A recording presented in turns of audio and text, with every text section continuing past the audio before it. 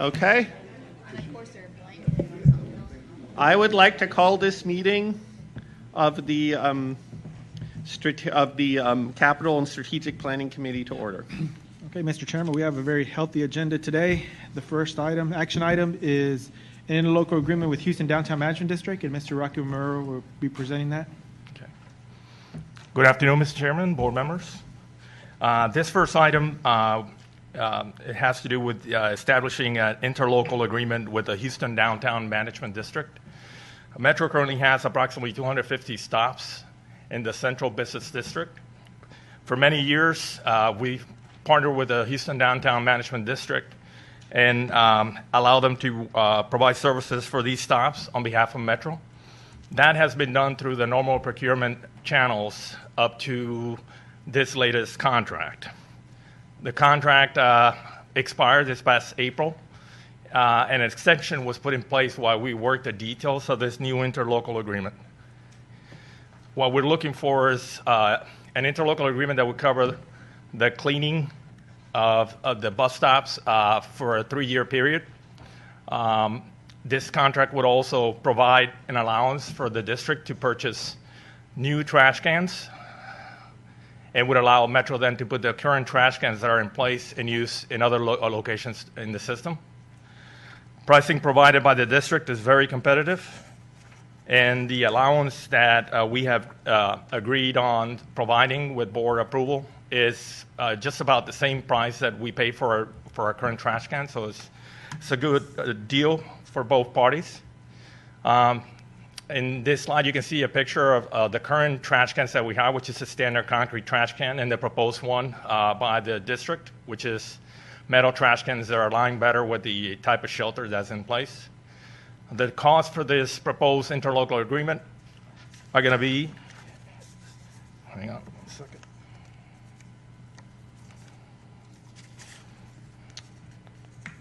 $836,768. Out of that, $108,500 would be the allowance for the trash cans. Funds for this interlocal agreement are included in the FY16 budget and will be included in our proposed budget for FY17. So at this time, we're seeking the board to authorize the president to enter into a 3-year interlocal agreement with Houston Downtown Management District for a not-to-exceed amount of $836,768. I'll be glad to answer any questions. I was just curious initially if it was a one-time fee, but I think that just answered the question. Yes, sir. Yeah.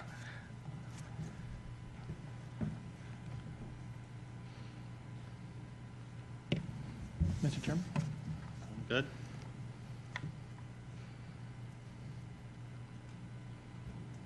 It's okay. Going on to the next action item, or is action item number 2 is for? Yeah, everyone in favor of moving this forward? Okay, we will move it forward. Action item number 2 is for additional landscape services, and Mr. Marrero will do that one also. Can you cue the presentation? Thank you. So the outside service contracts that my team relies on to maintain the landscaping of our rail facilities will be expiring in the next month or so. Currently we have multiple contracts and purchase order. So under this new contract, we're looking to consolidate all the various contracts and then, as a consequence, be driving some savings through volume. The contract will cover the mowing of grass, tree pruning. There's no beautification or design landscaping involved. And it will cover all the rail lines, including the new rail line that hopefully will be starting up here in the next few months, as well as properties that are associated with our rail service, Fanning South, Texas Medical Center. In addition, we are consolidating work that was being done by the Maintenance of Way group in terms of landscaping the signal stations and power stations. The contract was procured under a solicitation, RFP. 5 bids were received, and Texas Landscape Company was the lowest responsive bidder with a bid of $1,188,492. There is a 35% small business goal assigned, and they have agreed to do so. And they're going to be using a Metro certified business, and Texas Landscape is also a small business. So this, in essence, will be a 100% small business contract. At this time, we're asking the board to authorize the president and CEO to enter into a 3-year contract with Texas Landscape Company for a not to exceed amount of $1,188,492.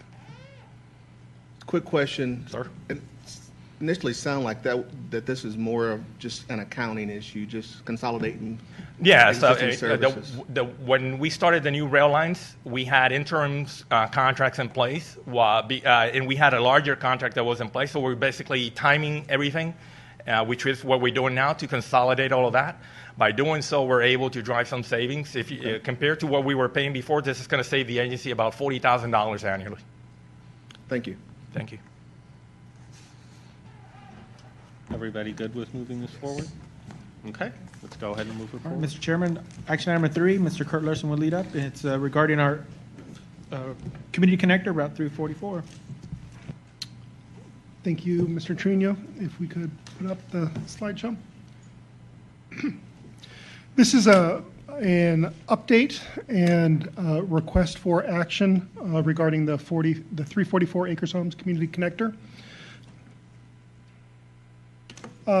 For those of you who have not been on the board as long as others, Metro implemented this pilot program back in March of 2015 before the start of the new bus network to try out a new sort of on-demand community-based service. And it was originally going to run for 90 days. The board has since extended it a couple of times, and we have revised the zone itself to coincide with the local bus route that actually exists in the Acres Homes community. You see here on the map on the third slide, the green line is the existing 64 Acres Homes route, 64 Lincoln City route. It is completely encapsulated within the blue community connector zone, which we have been running together now for over a year. Ridership continues to grow slowly on the community connector. People have gotten very favorable ratings for it with all of our surveying that we have done, while the 64 itself continues to slowly lose ridership in the community. The next chart is simply shows those trends in ridership between the two routes. They both operate 7 days a week now with the new bus network. And it is staff's recommendation based on community feedback that we've gotten, talking with some stakeholders in the community as well as customers, to continue operation of both routes through the end of fiscal 2017. And based on community feedback, to refocus the education and emphasis of our marketing efforts on this, on education, employment, and healthcare opportunities within the community. And we would be bringing back a briefing during 2017 after we had approved budget and had implemented some of our marketing and outreach efforts in that way. And I'm happy to answer any questions. What is the cost? So this is basically the cost I'm seeing here is 600,000. The cost for fiscal year 2017 would be $544,200 to continue to run the community connector with the 64 Lincoln City. What is the cost? So that's the cost of the community connector service. Mm-hmm. What's the cost of running the 64? The 64 itself, I want to say, is about $20,000 less itself. Basically, the difference is we have some overhead associated with the dispatching and reservations at this point, but they are both the same number of vehicles to operate at this point in time, so their cost is really equivalent. I mean, basically, everything that I've seen indicates that this pilot has been a very successful pilot. And the reason we did a pilot was because there were community concerns that we would not even be able to successfully operate a service like this. It has turned out to be a highly reliable service. It has turned out to be a service that the people who use it like very much. And we have said from the beginning that the idea here was either you operate a local bus route or you operate a community connector. We're having budget discussions and we're talking about how money is tight. And Nevertheless, we're proposing to continue running two services that essentially duplicate each other. Every rider on that fixed bus route would be able to make the exact same trip using the community connector. So my basic question is, what is the justification for continuing a pilot rather than making the decision to go ahead and do the community connector? Well, let me kind of put your question differently. What about the people that are coming into that zone on the 64? This demand service isn't necessarily going to. The 64 is entirely contained within the zone. The entire length of the route of the 64 is inside the zone. It doesn't enter it from No. outside. Well, So- in that case, I'd favor just go ahead and shut it down. Curious, I'm sure you've had interaction with the people that ride the 64. Is it they just haven't changed because they don't have to, or is it a better service for them? Or I'm just curious why they're not, I guess, because I thought the community connector seemed to be a little bit more door to door. Yeah, what the community outreach team found when we went and talked with the customers, one, despite having run this service for a year and a half almost, it was surprising that almost a third of the riders of the 64 had seen the quote-unquote blue buses running around the neighborhood, but did not know what they were. Hard to believe after 18 months. Marketing on the 64 too. Okay. We have been. So it really spoke to sort of the ongoing efforts to redouble our marketing efforts, and we've started to talk about how do we get that word out. Maybe we need to put, for instance, info posts at every 64 bus stop telling them about the other service. There was particular interest in working with one or two of the schools in that community. There's 2 or 3 elementary schools and there's a middle school there. Focus on getting school children to and from school that we have not targeted our marketing and outreach towards in the past. So one thing y'all kind of did successfully with, I think it was successful with the paper transfers, was said, here's the information, this is going away, and gave them time to know how to know what the blue bus was. And then that way maybe it saves a little money by not duplicating service. I don't know. Just curious, you're recommending doing both. Is it because it takes that long to let them know? Well, I'll accept some responsibility. Staff will let me speak on their behalf too, because they're being a little hesitant. I've taken the real philosophy that the community connector in Acres Homes is really the pilot platform to get into on-call demand response throughout the region. And what I've said to the staff is, if we really don't have a strong consensus from the community that we've got buy-in that this is a better way to serve transit, we need to take the time to make sure we do this right. So I think that's what the backdrop everybody's coming from. And the community outreach folks, basically, when we're talking to the community, I will tell you, I didn't get any sense back from staff that said, if we made the decision to eliminate the 64 Lincoln because we had the 344 community connector, that we would get a strong sense from the community that they would agree with that action. So what I've said is, and again, we will take the board's direction, but the 344 community connector, in my view, is the platform by which we can do some longer-term things in this region. And I've just felt very strongly we need to take sure we're taking every step we can to make sure that that is a quality service that we can replicate in the region. And so that's really been, so what I've asked the staff is, and I know that it is a lot of money, but I also know that we can do service changes 3 times a year.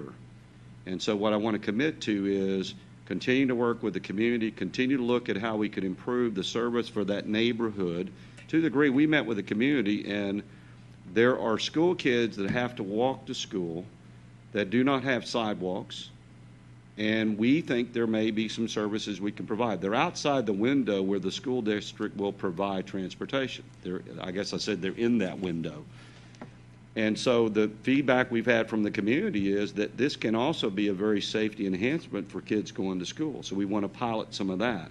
So what I really want to do with the board's concurrence is really drill down and see if there's an opportunity to do things better, that then the community says, this is the way to get transit service for this neighborhood and what we've got. So, Mr. Chairman, I'm going to accept responsibility because I'm the one that's kind of driving this discussion, so I want you to know that. I mean, here's my concern. We have to recognize everything we do is a trade-off. We had multiple routes when we implemented the new bus network, 23 Clay on the west end. We had a 43 Kirkwood route.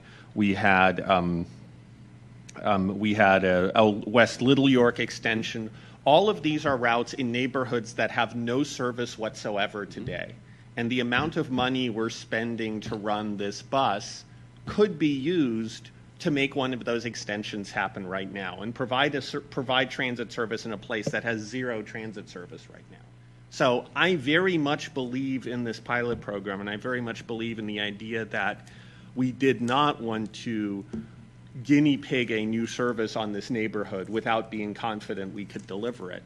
But there's some point at which there are other neighborhoods that need transit service as well. And as I'm hearing budget-wise, we don't have the money to extend that service on Clay because it's not in our budget. And then meanwhile, we're spending money to operate 2 duplicate routes in another neighborhood. That frankly doesn't seem fair to that other neighborhood that has no service at all.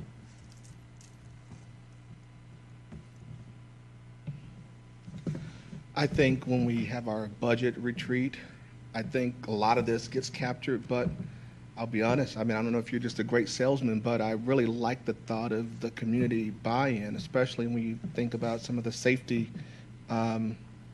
impacts that it could have on kids walking to school. I'm curious, though, the feedback. I mean, if it's a duplicate, and I look at the graph, and it's literally a duplicate. What are they saying the value is? Is it just the frequency, or is it just the customized component of the service? The writers of the Community Connector give it overwhelmingly high marks. They like that it comes to where they are. It likes that it has the ability to drop them off, at the front door of the grocery store, when it's hot, when it's raining, whatever the case may be. They like that it runs slightly more frequently than the fixed route with how we've been operating that, so they like that frequency. The 64 riders didn't really have negative things to say about it. What we heard from the ones who did know what the blue bus was, we had several who said, the bus stop is literally, outside my house or across the street, and I'm only riding 5 or 6 blocks, and it's right on this route. It's just easier. I don't have to call. I don't have to schedule it. It's fixed route, and the bus is going to be there. It was easier from a convenience standpoint. Now, that's not a large number of people, but that is how some people feel. And for that, the fixed route is convenient in that way. Even if it is infrequent, you don't have to look at a schedule. If you make the same trip to work every day at the same time, the bus is going to be there at a certain time. So it was really from the handful of people on the fixed route who said, I really prefer the fixed route. It was the convenience that it's running at a set time. I know when it's going to be there, and I don't have to think anymore about it. I don't have to set up a recurring pickup. I don't have to make a phone call. It wasn't necessarily anything negative about the Community Connector itself. But we also heard feedback that they wanted infrastructure improvements to improve the travel experience. They recognized that there was infrastructure that was not getting them safely where they needed to go, and that was part of the community dialogue. So that's why we've had this discussion. Again, I'll accept full responsibility for this because that's why I wanted to lay it before the board, and we'll take the board's policy direction and whatever the board wishes to do. May I just, sorry to be late, you all. We've had a pretty hectic morning. I would appreciate not taking any, I would appreciate our going along with Chief Lambert on this one for now. There are a lot of reasons, but it is an exemplar, or could be. And second, I just would hate to terminate this particular route at this time, just for a lot of different reasons.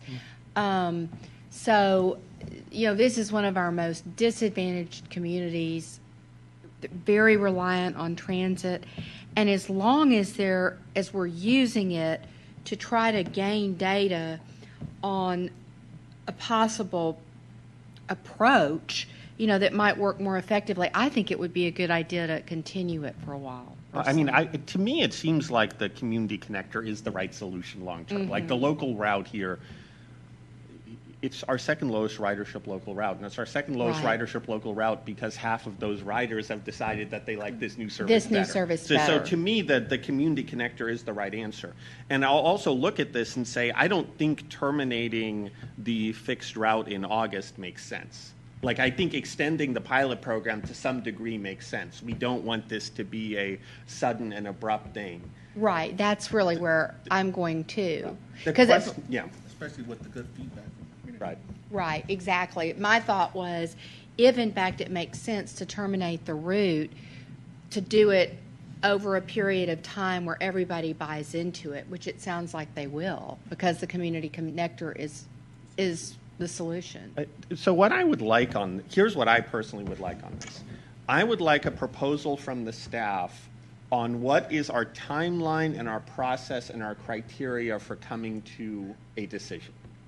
And when we say community consensus, we know we will never have any decision here we have 100% agreement on. So the criteria is not 100% agreement. So what do we need to have for us to feel that we have a level of comfort with moving forward with the community connector and discontinuing the fixed route?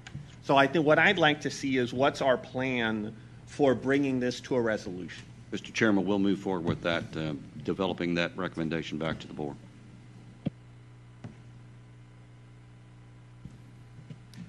Okay. We have consensus to proceed, Mr. Okay, Chairman? so everybody on board with moving this forward to the board? Yes. Okay. Mr. Chairman, item number 4 is regarding the 311 Bayou City Event Shuttle, and Mr. Larson will do that one also. Thank you. This is our monthly update on the 311 Bayou City Event Center shuttle.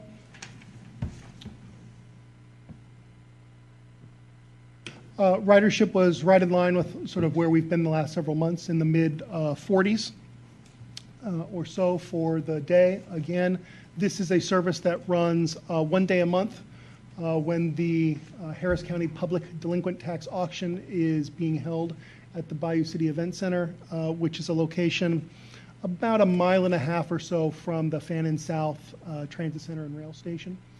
It's not a very walkable 1.5 miles. There's lots of sidewalks missing and different issues such that we're running the shuttle.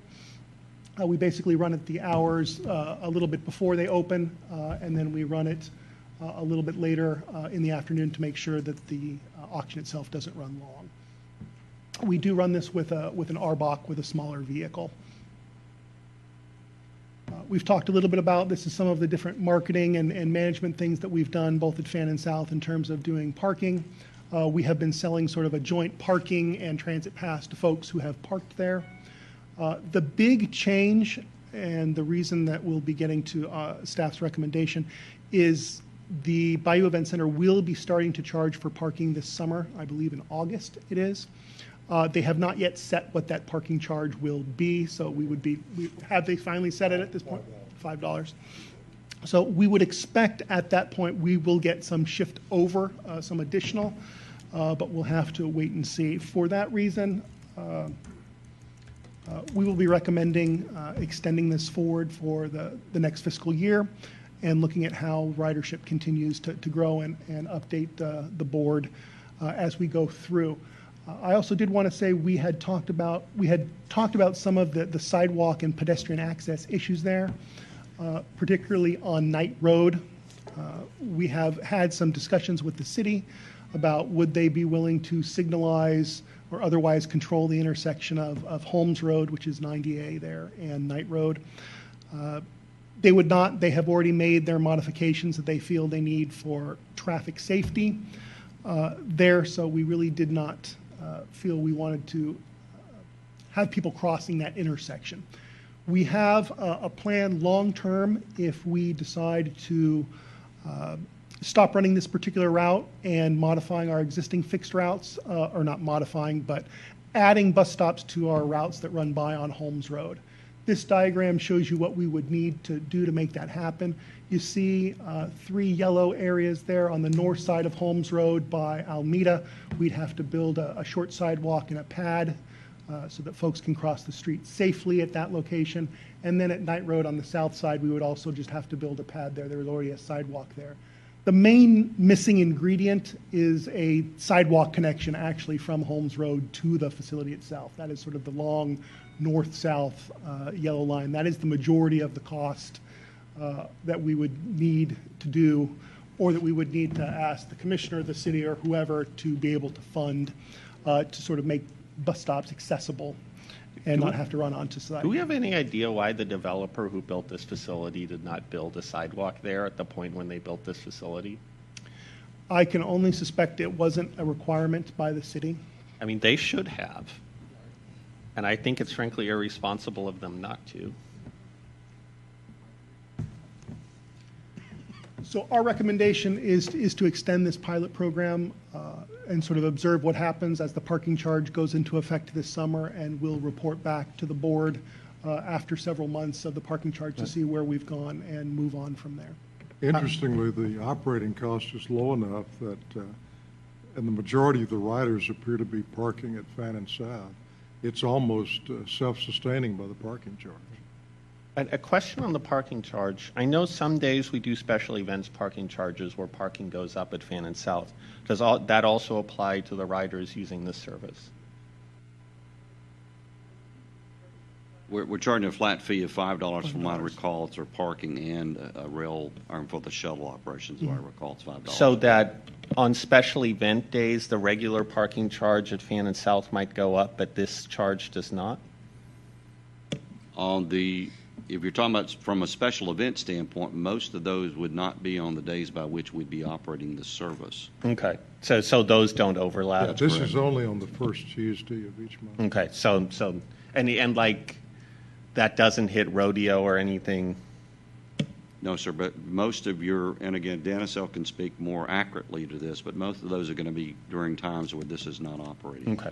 Yeah, the rodeo actually misses it. It doesn't actually begin the first week of March. It's after that. So Okay, we good. didn't actually have that conflict. And because this is a Tuesday, it's either usually rodeo, there are soccer events occasionally at Reliant, and then it's football games, which are usually Saturday or Sunday. And your rodeo action on Tuesdays is going to be at night as opposed Right, to in the yeah. morning. when this is. Okay.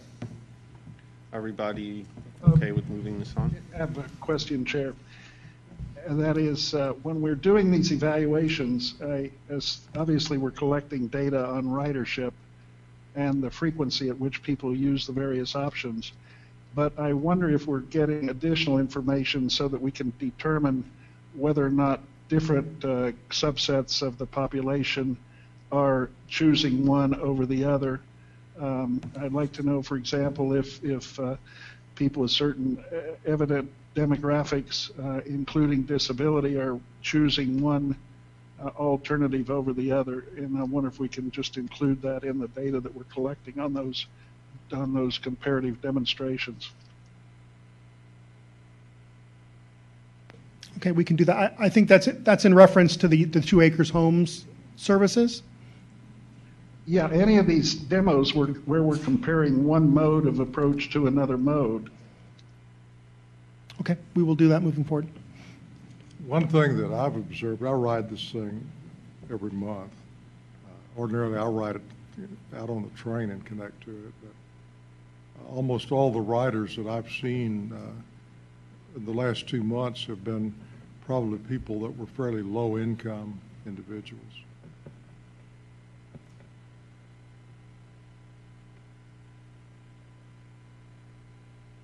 Okay. Everybody good to move this forward? Okay. Okay. Mr. Chairman, that brings us to item number 5, which is a continuation from last month's discussion, and it's regarding a contract modification to the Omega Engineers contract.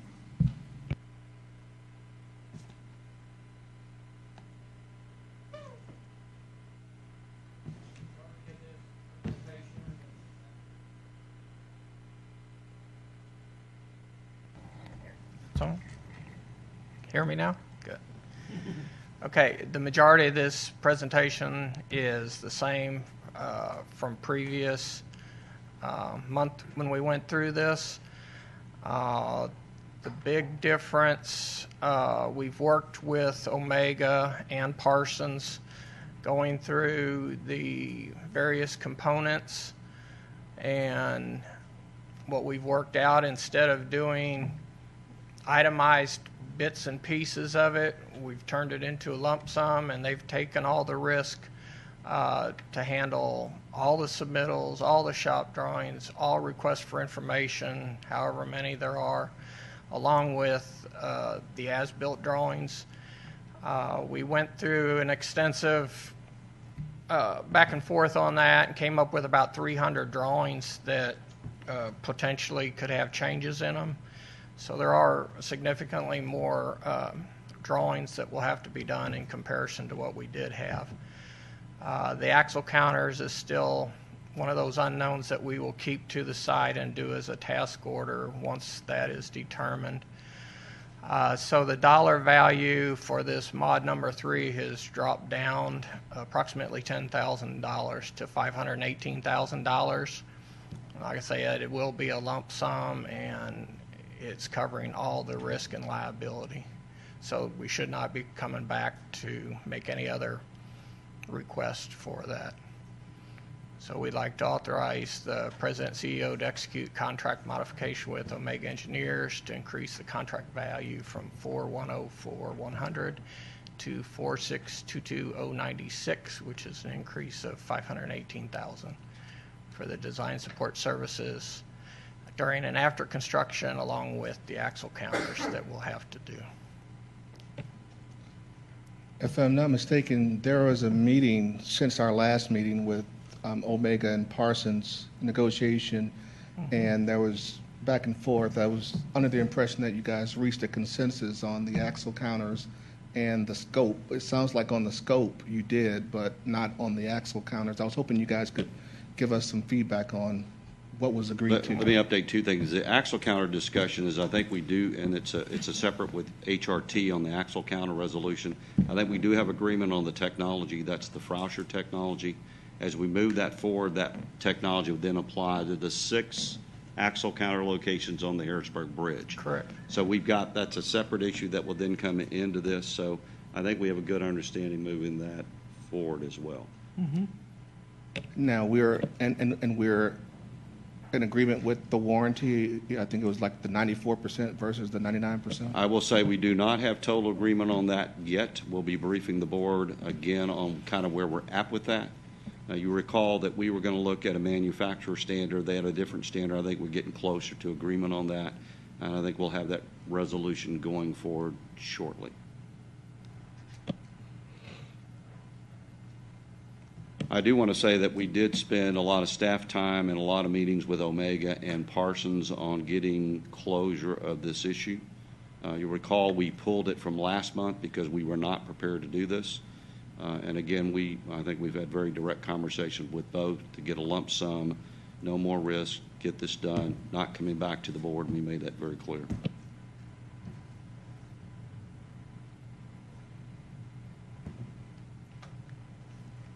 From my perspective, if this gets us done, it's probably worth it. I mean, I think we all want to be done. What's that ad, the TV guy, get her done? I think it's time to move this thing on. Yeah. Everybody good with moving this forward? Okay, let's move it forward. Okay. Thank you. Next item on the agenda is committee approval. I want to make one comment, Mr. Chairman, because I do want to thank Omega Engineers because we spent a lot of quality time with Omega. I want to thank the Parsons team. We spent a lot of time with the Parsons team. And I want to thank the staff. Particularly, I want to thank Mr. Keim, our Chief Procurement Officer. Mr. Keim, I think, did a very admirable job for the agency, making it very clear what our expectations were moving forward. So I want to thank the team. Just out of curiosity, you gave it your personal time, and I know Tom did as well. I'm curious, who did they escalate it as well and show some earnest on their side to meet you guys? I had an opportunity to meet with the group president for Parsons and emphasize that I also want to thank the chair, who had an opportunity to meet with the chairman of Parsons, and I think our message got communicated. I can't claim much credit. The staff is really responsible for where we are now. I had a meet and greet type meeting with the chairman of Parsons, and we did bring up, the chief and I did bring up these concerns, and but I can't say that that necessarily is what got us where we are. Teamwork.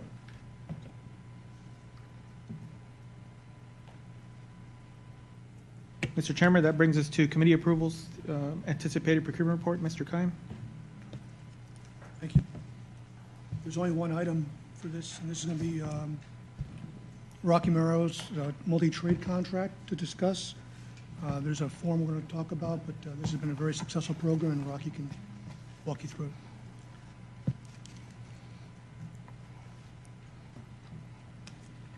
Can you cue the presentation, please?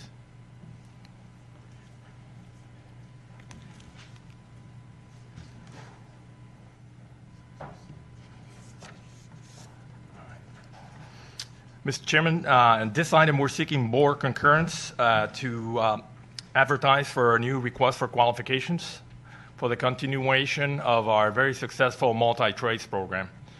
The multi-trades program is one of the various tools that the Planning, Engineering, Construction Group uses to execute rehabilitation, retrofits, and small construction projects. Among the other tools that we have, obviously, are the normal procurement process through IFBs, RFPs, and we also have an IDIQ contract as well as a Tycon construction contract that we use for the build-out of shelter pads, bus stop pads. Multi-trades program was created and approved by the board. Was created in 2011, and it was approved by the board in 2012.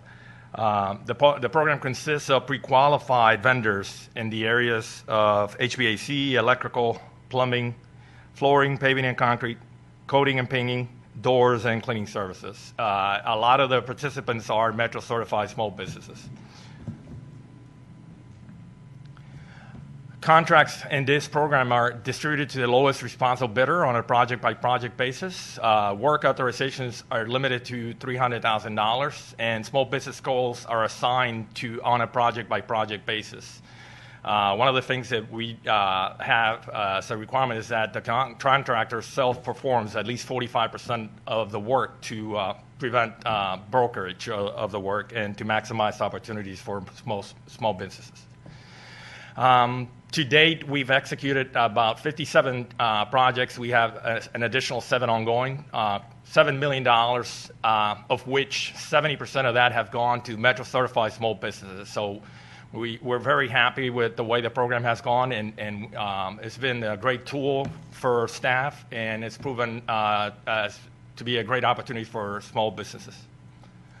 And these slides, basically, they're breaking down the various projects where some of the trades that fall, where they fall. One of the things that we're going to be doing in the new version of the contract is to add another one for landscaping in here.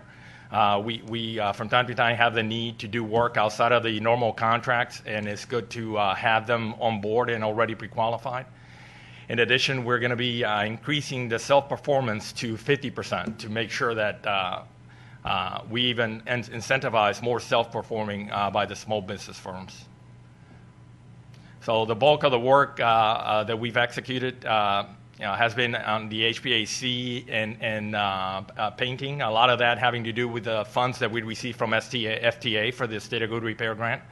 So that not only had come in very handy in terms of the State of Good Repair, but also a lot of our certified small business firms have certainly benefited from that.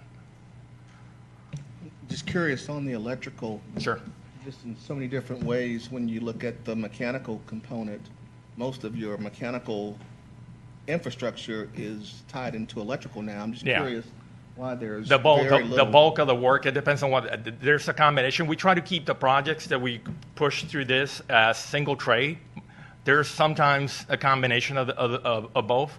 The way we classify it in here is wherever the majority of the work was, we put it on that tray. But you're right. There's times where you have electrical and HVAC mix, so it's a little difficult. But we go by the bulk of the scope. That's where we put it in this category. I'm just curious if I'm an electrician or I have an electrical company, I'm curious if I feel like we're getting value. I see where painters and floors and HVAC guys are getting great value, but Sure. just based on the graph alone and the Yeah. information, I think I'd feel like either the packages aren't broken down far enough where I can compete at a 300 or Yeah. lower, or there's just no opportunity. A lot of the work is driven by the needs of the agency. The good news for the vendors is that our portfolio of property is getting old, so the needs are going to be increasing. If I probably showed you previous graphs of previous versions of the contracts, you may have seen electrical a lot higher than others. So it all varies. There's ebbs and flows with it, but we feel that. Well, I don't have survey statistics, but just in the conversations that I've had with participants of the program, they seem to be very happy with the opportunities they're receiving.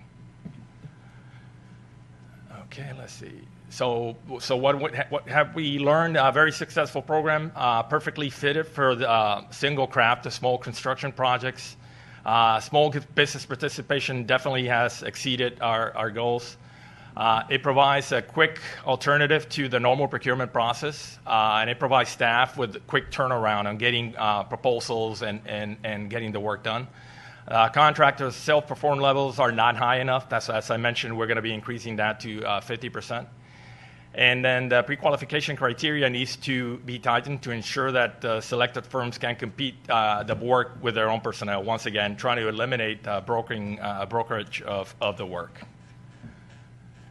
The future of the multi-trades program, we're proposing another 2-year term with a $10 million spending authority. The new procurement will be done through an RFQ and will be advertising in groups of 3 trades. We, as I mentioned, proposing some changes. Projects under 3K are going to only require 1 proposal. Under 15K, 2 trades proposal, as listed in the slide. And the self-execution requirement to 50%. The goal, one of the challenges that we have, believe it or not, is sometimes we've had difficulties getting vendors to actually provide us proposals. So for expediency, sometimes we want to conduct emergency work through this very program. We're trying to provide staff with some tools to try to expedite the process while at the same time maximizing the opportunities for the companies. I would imagine the feedback is that based on the participation requirements, it's not worth my time to. A lot of them feel that way, and then next time around they may end up with a $300,000 project. So there's ebbs and flows, and it also depends on how the economy in Houston, how much work there is, whether it's worth going through our navigating through our procurement system for them or not. But overall, I can say this has been a very successful program, and staff is very happy, and we look forward to coming back to the board with a new phase on this program.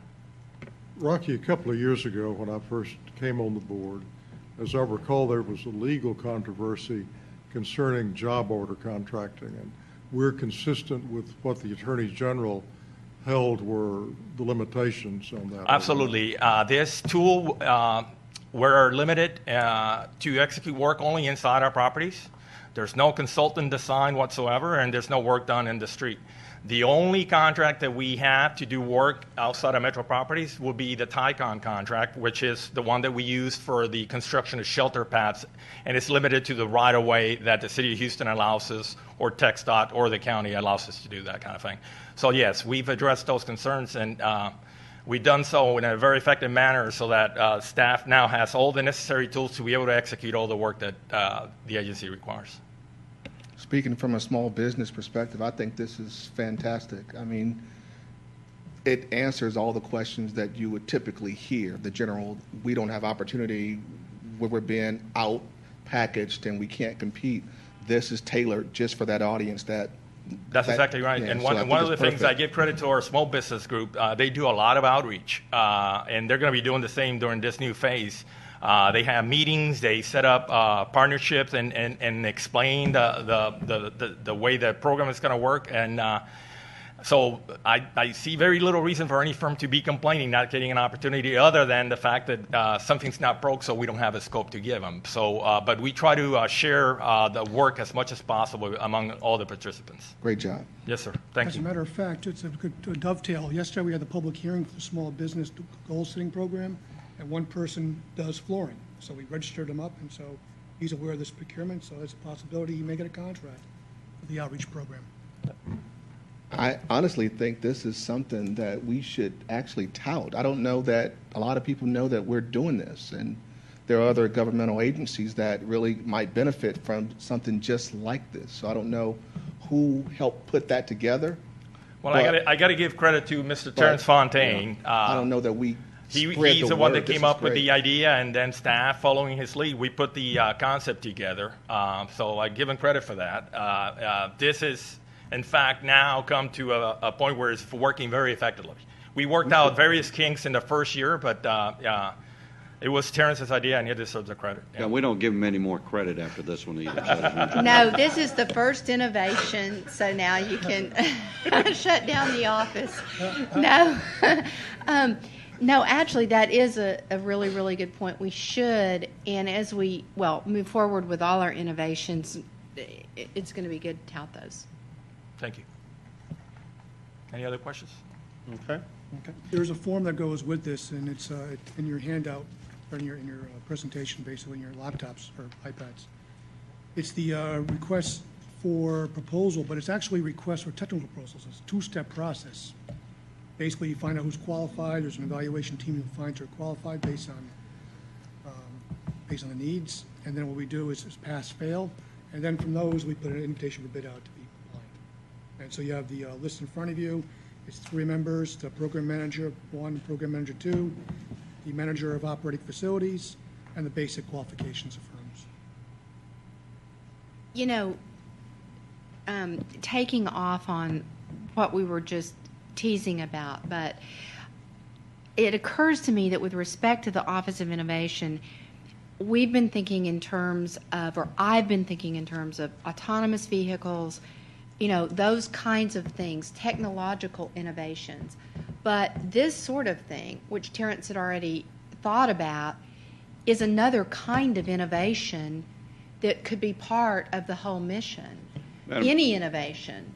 You know, and we can spread our good ideas to the rest of the country with transit through the traveling that Terrence and Tom, to some extent, are going to be doing, and may learn other things that have nothing to do with the mechanics of transit, but are just procedures. It's just an economic driver. And- Just another exciting And Madam Chair, I want to build aspect off what you of said, it. because that's exactly what Terrence and I are talking about as well. There's some Right. opportunities and a philosophy of continuous improvement, too, in how we go forward. So Right, you'll see us moving in that exactly, direction. exactly. Everyone good with moving this forward? Okay. Mr. Chairman, the first briefing item for today is the monthly Harrisburg Overpass construction update. Mr. Peters?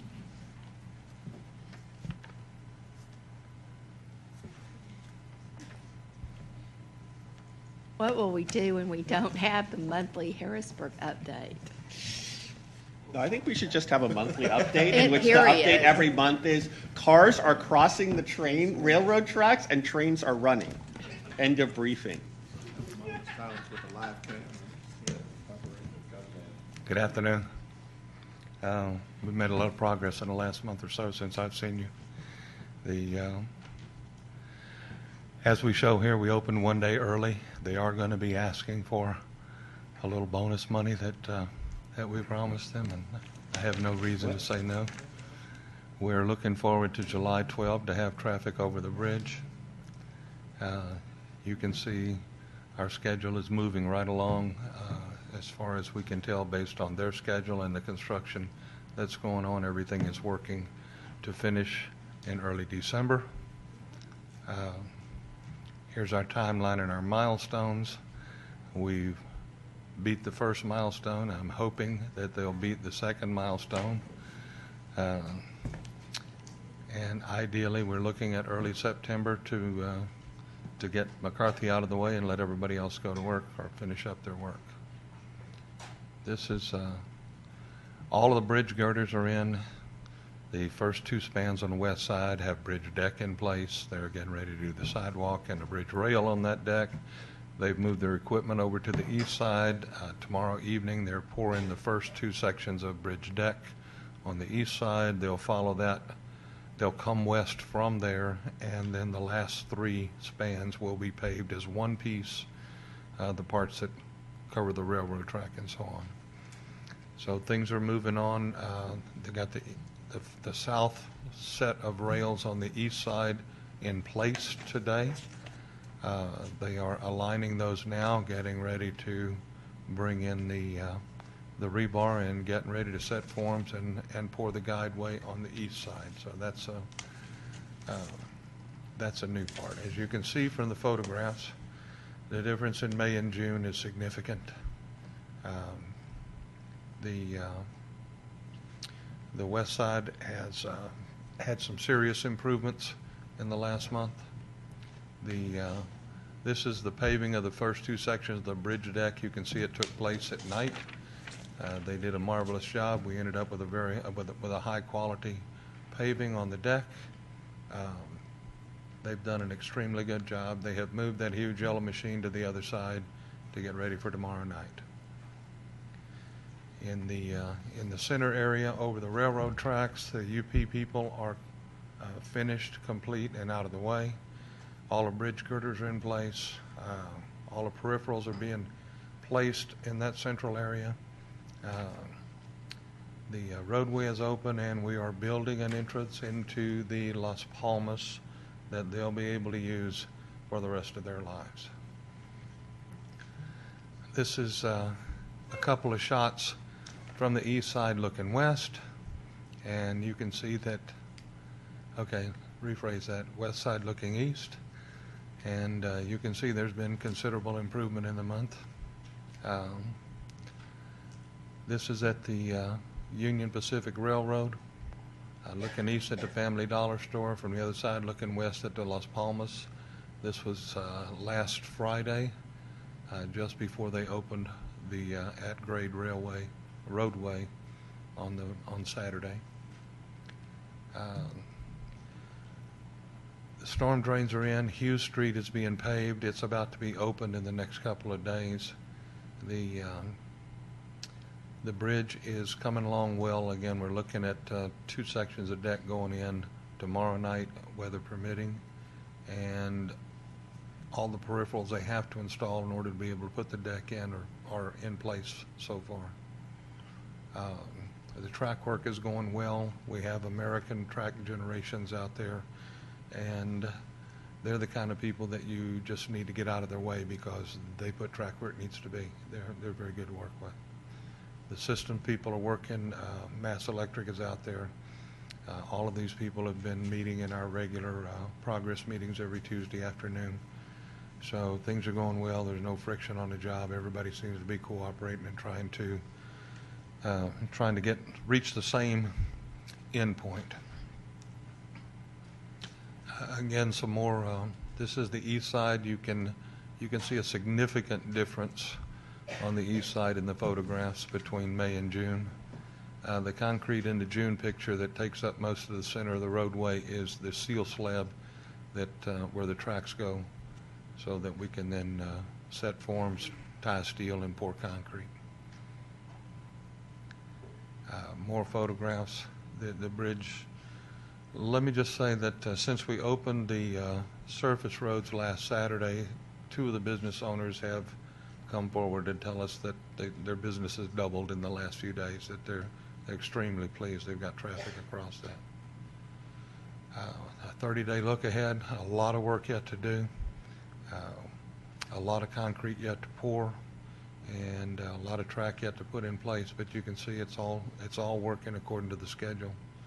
And we're confident that we'll have McCarthy out of the way in early to mid-September. And that would be it.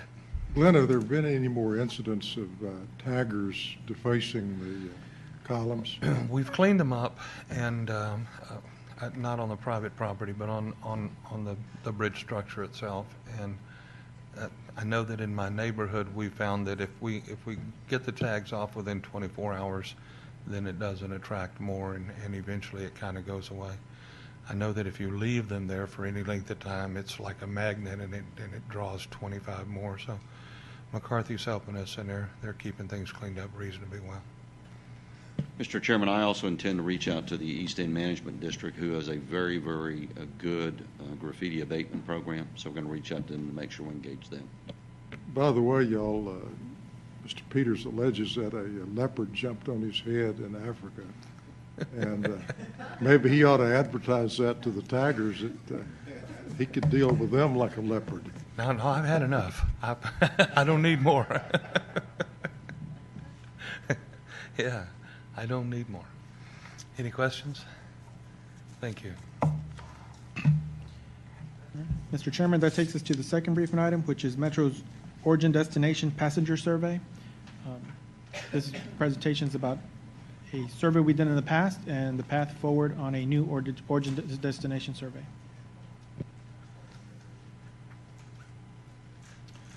Thank you. As Roberto said, we'll talk a little bit about our last origin destination survey and our plans moving forward in next fiscal year. This is just a brief history. You can see we've done origin destination surveys for a number of years. Historically, we had done them every 5 to 7 years. With recent laws that were changed, we're now required to do them every 3 years for per new FTA guidelines. So we've been doing them in 2011.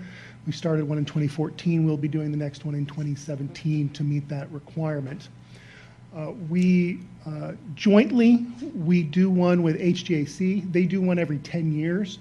So we jointly did one in 2007. So we pay a portion of the cost, and they generally have overseen the management of the exercise.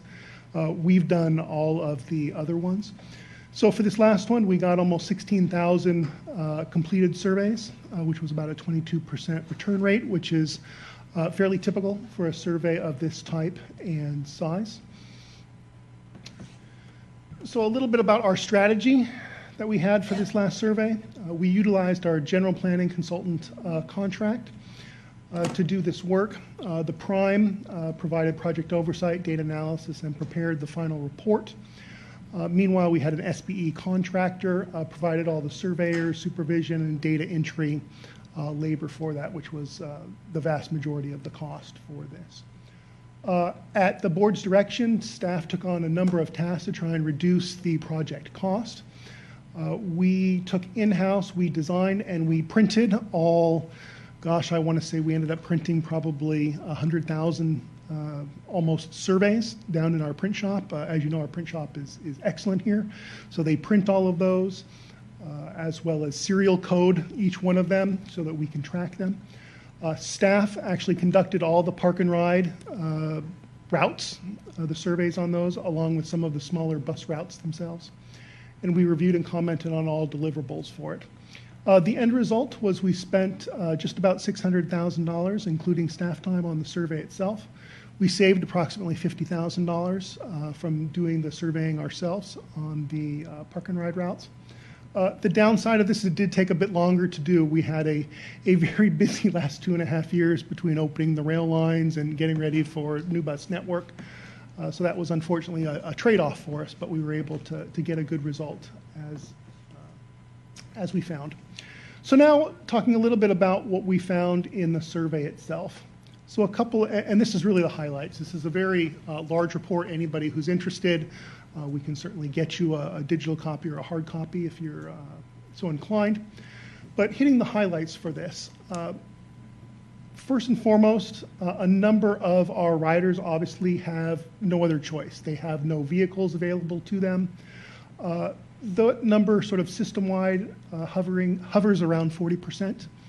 It's a little bit higher on the local bus, a little bit lower on rail, and park and ride, as you're aware from past discussions, is much lower as their incomes are much higher. They have almost everybody who rides our park and ride has a vehicle available. So access to a vehicle is interesting. So while we talk about zero vehicle households. There are many households who have a vehicle available, but certainly not one for every person who is going to be making a trip in that day. So we also look at, we ask questions of, is a car available to make this trip? So it might be that, for instance, the husband might be taking the car, but his wife or children might be going to school, they might be going to work themselves or to the grocery store, but they don't have a car available. So we also look at sort of what their dependency is. So interestingly, again, local bus riders have lower access to a vehicle, followed by Metro Rail, and then Park and Ride. It's sort of the same trend that we see there.